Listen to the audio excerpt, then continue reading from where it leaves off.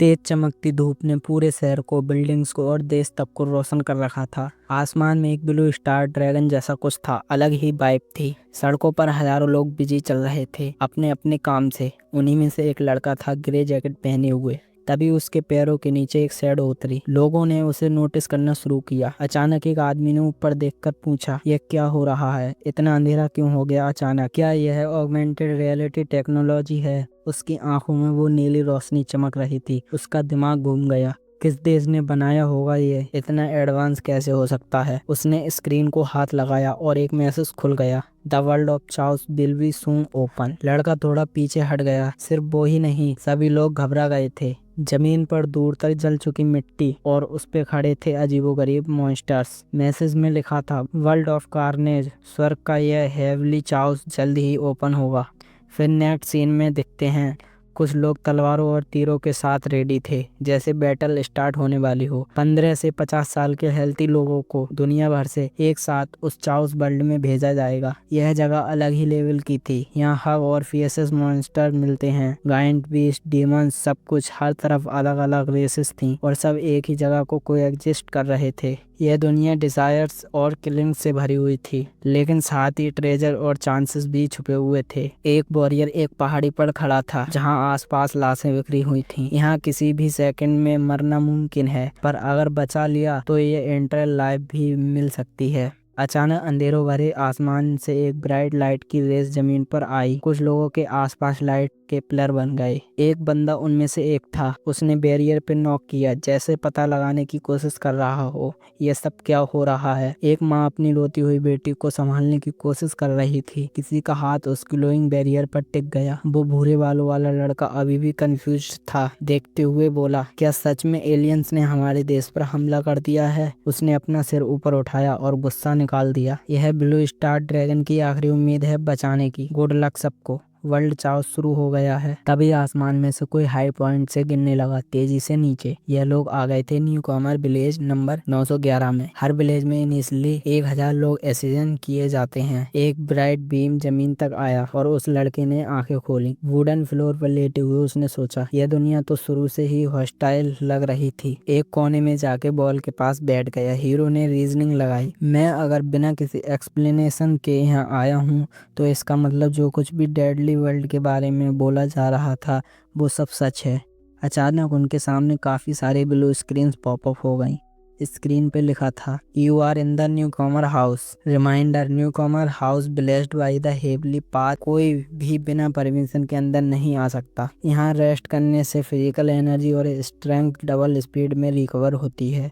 उसी वक्त एक नई स्क्रीन खुली, टानो स्क्रीन नाउ अवेलेबल। उसने स्क्रीन को देखा और बोला, यह तो जैसे किसी गेम का इंटरफेस लग रहा है। उसने टच किया और एक और ब्लू स्क्रीन पीछे पॉपअप हो गई। यह तो पर्सनल इंफॉर्मेशन टैब है, उसने बोला। स्क्रीन पर लिखा था, name form age 2020, level 1, talent non acquired, skills none, combat rating 1 star. और ये कुछ चीजें थी। फॉर्म ने अपने हाथ सीने पर फोल्ड कर लिए।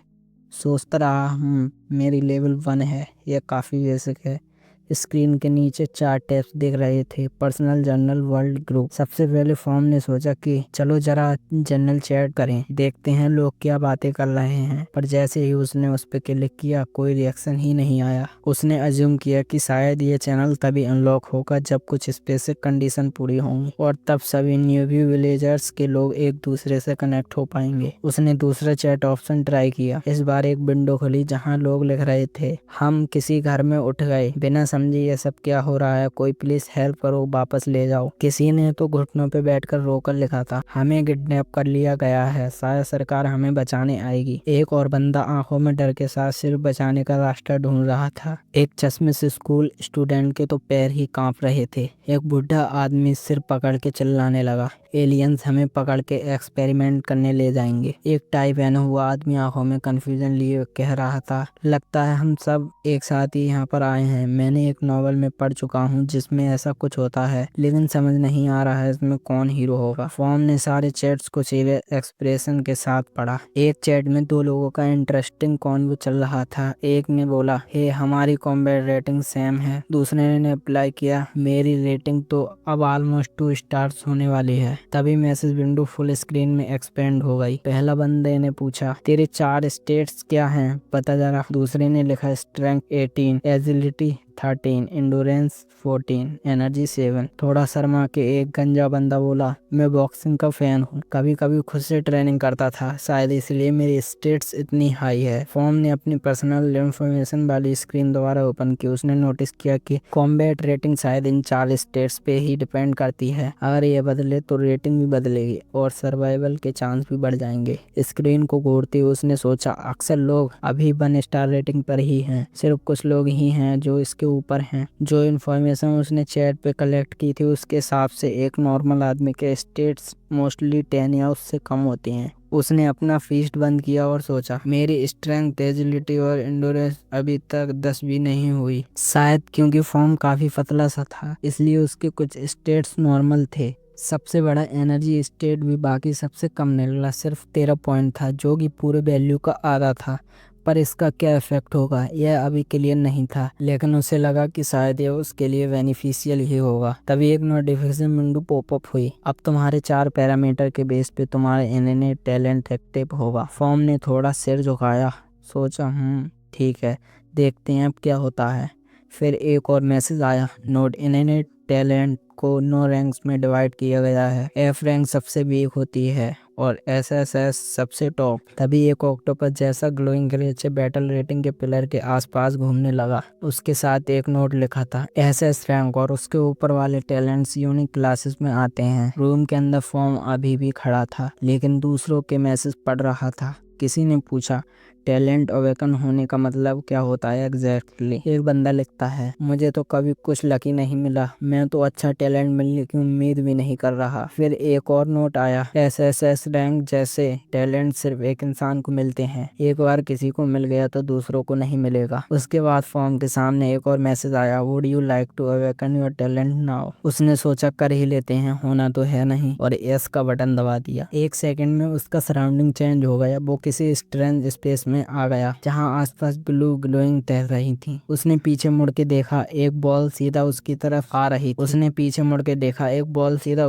आ रही थी। एक फास्ट मूव से उसने उससे बचने की कोशिश की और सेव भी हो गया। फॉर्म ने आसपास देखा और सोचा, यह जगह क्या है और ये ग्लोइंग बॉल्स किस लिए हैं? उसने हाथ अपने चेहरे पर रखा और बोला, फैंटेसी नॉवल के हिसाब से तो ये बॉल्स लाइट ऑफ टैलेंट से रिलेटेड होंगी। तभी एक और ग्लोइंग बॉल उसकी तरफ आई और उसने दोबारा उससे डॉच किया। फिर उसके दिमाग में एक आइडिया आया, स्ट्रॉन्ग टैलेंट वाली बॉल शायद किसी अलग कलर में होगी, वो ढूंढनी पड़ेगी। वो धीरे धीरे मूव करते हुए वो बाकी वॉल्स को क्रॉस करता गया किसी स्पेशल वॉल्स की तलाश में। तभी अचानक एक ग्लोइंग वॉल डायरेक्टली उससे टकरा गई। उसने एक जोर का झटका चेस्ट एरिया पे फील किया। वो थोड़ा झुक गया, समझ नहीं आया क्या हुआ। तभी एक ब्राइट ग्लो ने उसे कम्प्लीटली सराउंडेड कर लिया और एक ब्लू स्क्रीन पर कांग्रेट्स मैसेज आया, congratulation you awaken the SSS rank talent endless extraction. Form की आंखें वाइडन हो गईं, उसकी सांस तेज हो गई। उसने पढ़ते हुए बोला, मुझे अब किसी भी टारगेट पर एक्सट्रैक्शन यूज करने का पावर मिला है और हर बार एक रैंडम इफेक्ट मिलेगा।